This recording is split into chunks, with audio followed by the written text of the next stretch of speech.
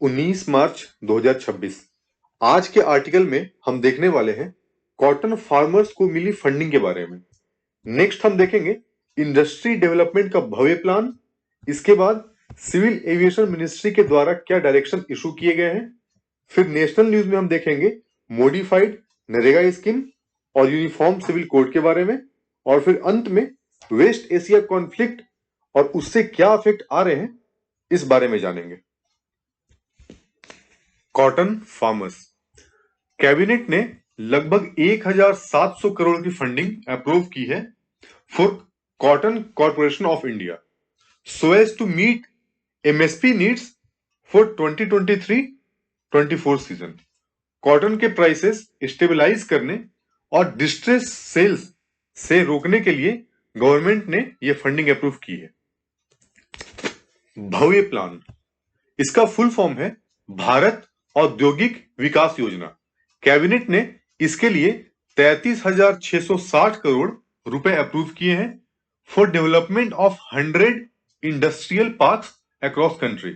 इसका एम है 100 future ready industrial parks develop करना जो कि पीएम गति शक्ति से इंटीग्रेटेड रहे for connectivity and for last mile access. Next, civil aviation ministry ने डायरेक्शन इशू किया है टू एयरलाइंस कि एटलीस्ट 60% सीट्स को अवेलेबल रखें for selection at no additional cost. अभी क्या है कि बुकिंग के बाद आप सीट सिलेक्शन करेंगे तो विंडो सीट्स के लिए आपको एक्स्ट्रा अमाउंट पे करना पड़ेगा या एक्स्ट्रा लेग रूम के लिए भी एक्स्ट्रा अमाउंट पे करना पड़ेगा। तो अगर आप अकेले ट्रेवल कर रहे हैं फिर तो ठीक है, कहीं भी बिठा दे चलेगा। लेकिन अगर फैमिली के साथ हो तब तो ये नहीं कर सकते, फिर आपको सीट चूज करना ही पड़ेगा साथ में बैठने के लिए और उसके लिए एक्स्ट्रा अमाउंट भी पे करना पड़ेगा। मिनिस्ट्री का बोलना है कि सेम पीएनआर में बुक किए गए लोगों को साथ में ही बैठाया जाए और कुछ परसेंटेज ऑफ सीट्स जो है वो सिलेक्शन के लिए अवेलेबल रखे। अब है द हिंदू शॉर्ट्स।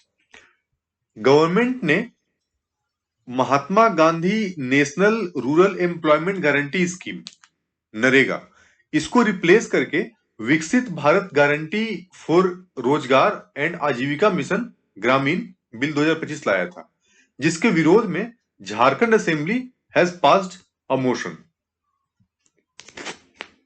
और गुजरात गवर्नमेंट ने Gujarat uniform civil code 2026 introduce किया है जिसमें मैरिज, डाइवोर्स, सक्सेशन एक्सेट्रा के रिलेटेड लॉज हैं। 25 मार्च को last day of budget session में इसके अप्रूवल की बात चल रही है। आइए अब देखते हैं वेस्ट एशिया कॉन्फ्लिक्ट के बारे में न्यूज।